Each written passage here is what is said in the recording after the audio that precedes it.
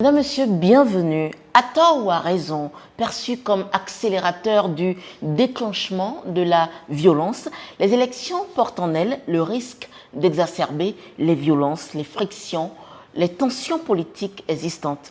En mode prévention, le rôle de la société civile pour sensibiliser, prévenir, mettre en garde et proposer une posture plus simple aux acteurs politiques. Notre invité ce jour sur Plateau Législative est Adéfi Daignon. Il est initiateur des conférences citoyennes du cadre d'outillage de la jeunesse à l'engagement et au militantisme citoyen.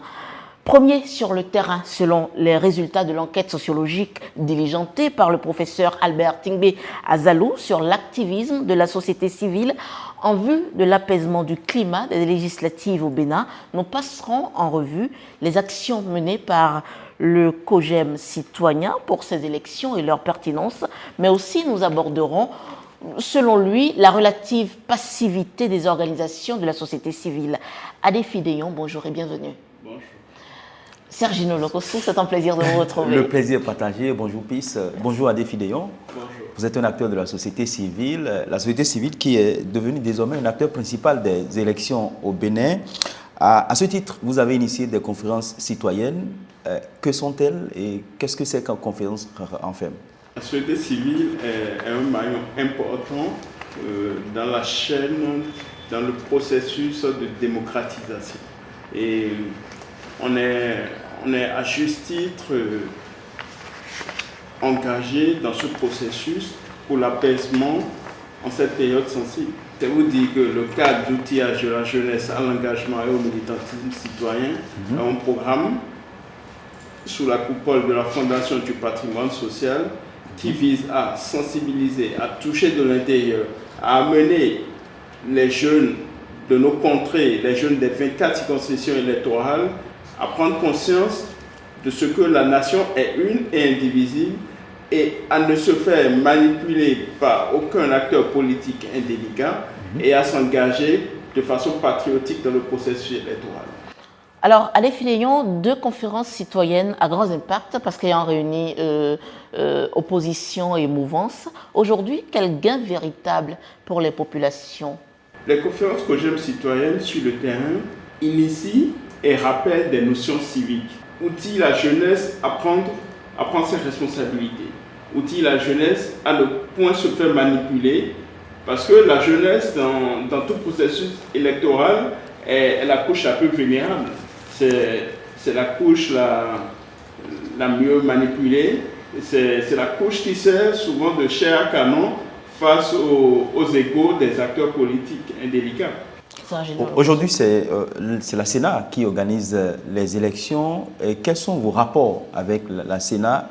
Vous observez les actions de la Sénat sur le terrain. Est-ce qu'à ce jour, le calendrier électoral est respecté? Merci. La Sénat joue son rôle. La Sénat joue son rôle, qui est l'organisation des élections, qui est la tenue à bonne date des échéances. Et dans ce sens, tout se déroule très bien, selon nos observations. Et nous ne pouvons que rendre hommage à cette commission à pied d'œuvre pour une meilleure organisation et pour un pari tenu du processus. Alors, Adéfi Daignon, mon autre question pour vous, c'est que ces dernières années dans la sous-région, les échéances électorales, même déroulées pacifiquement, ont été émaillées par quelques actes de violence ça et là. Selon vous, est-ce qu'aujourd'hui, les conférences citoyennes sont une réponse adéquate? Et comment faire pour que chez nous au Bénin, ou même dans la sous-région, on n'ait plus des processus électoraux avec des violences? Nous sommes sur le terrain pour conscientiser, pour amener les jeunes à comprendre que la démocratie est un processus et pour leur faire comprendre leur rôle qui est d'abord citoyen, les réconcilier avec les valeurs citoyennes, les initier ou leur rappeler ces notions afin qu'ils participent activement et pacifiquement au processus. Quelles sont alors les causes et les origines des violences en période électorale? avant, pendant ou après les élections? Selon vous? Je pense que les causes sont multiples.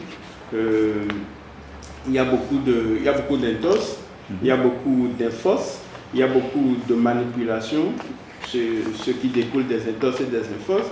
Il y a beaucoup de langage haineux de part et d'autre pour tout cela qui suscite les révoltes, qui suscite une manifestation de haine et de dégoût, voulant se faire justice soi-même, ce qui est inapproprié, bien sûr. Vous parlez tantôt de violence verbale qui, au cours des processus électoraux, sont plutôt très tendances. Et aussi, il y a aussi cette forme de violence-là que je vais peut-être appeler, sinon qu'on appelle la violence structurelle, qui semble plus vicieuse, je vais dire, et qui consiste souvent à limiter les droits des citoyens ou à limiter les accès des candidats aux instances de décision. Que fait le COJEM citoyen en tant qu'acteur de la société civile? Est-ce que vous disposez vraiment de moyens pour apporter des réponses à tout cela? Qu'est-ce que le COJEM citoyen peut faire contre un acteur politique qui est très violent verbalement? Qu'est-ce que le COJEM citoyen peut faire contre l'État qui, parce qu'un candidat ne l'arrange pas ou est peut-être un peu trop virulent, ne lui facilitera pas les accès aux instances de prise de décision ou aux instances juridiques ou judiciaires? Oui. Merci. COJEM citoyen est modérateur du climat.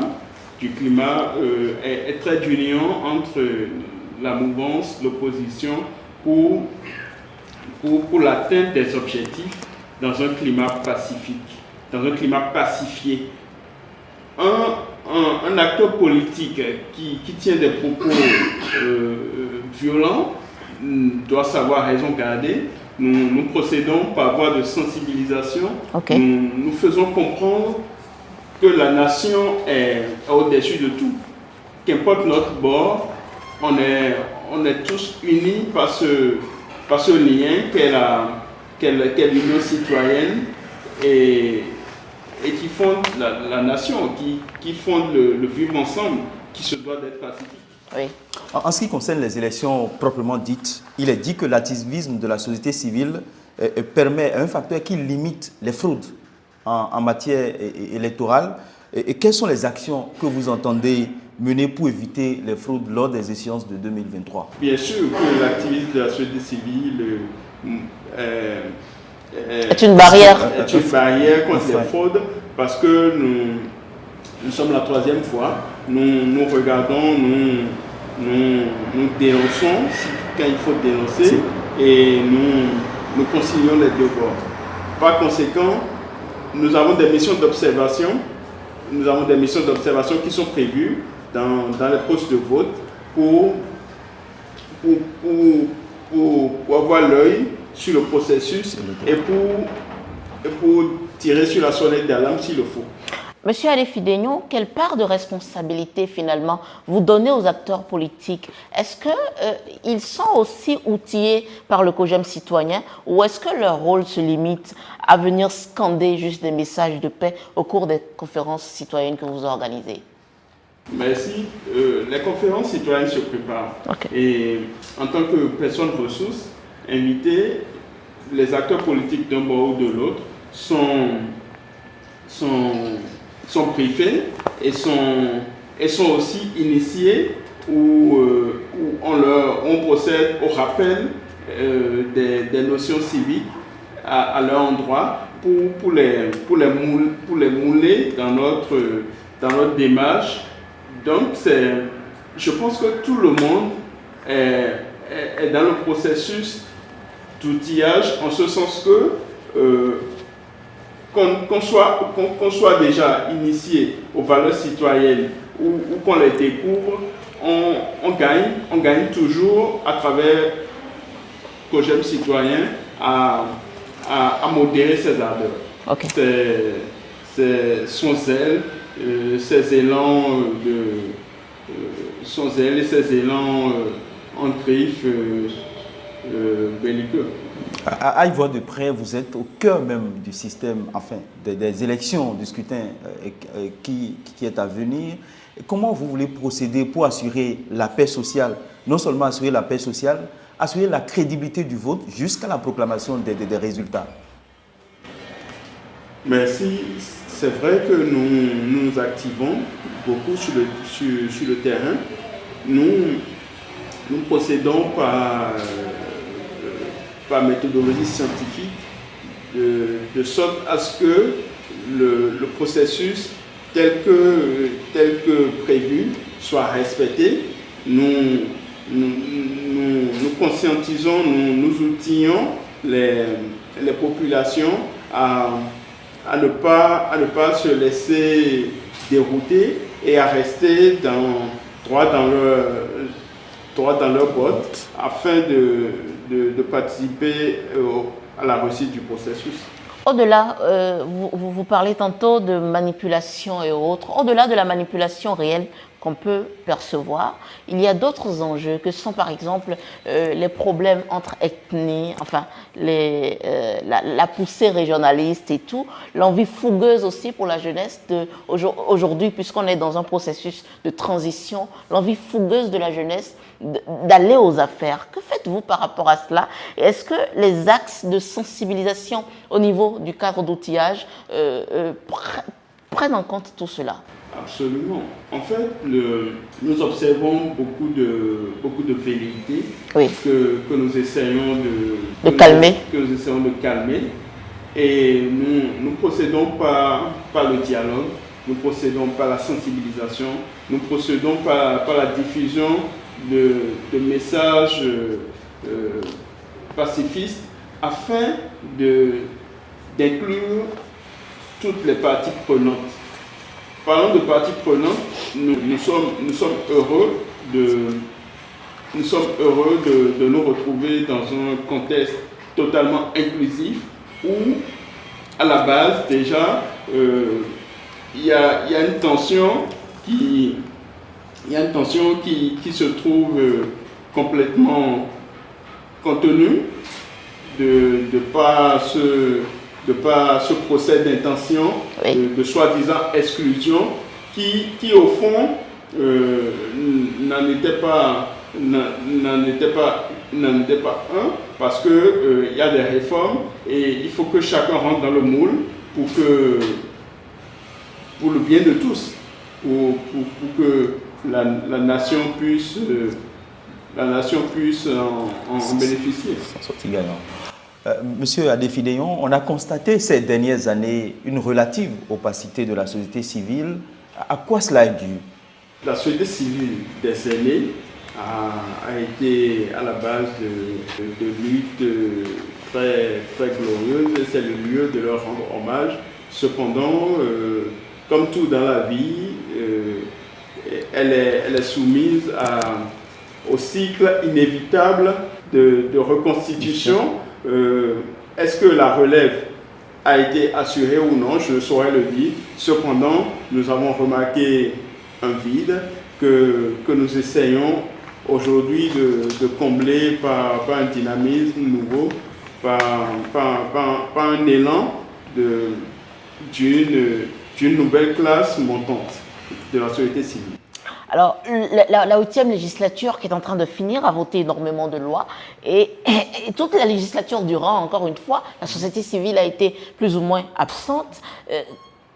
Quelle critique faites-vous, bonne ou mauvaise, finalement, de cette 8e législature en tant qu'acteur de la société civile? En tant qu'acteur de la société civile, je pense que les débats publics à l'Assemblée nationale auxquels on était habitués nous ont beaucoup manqué.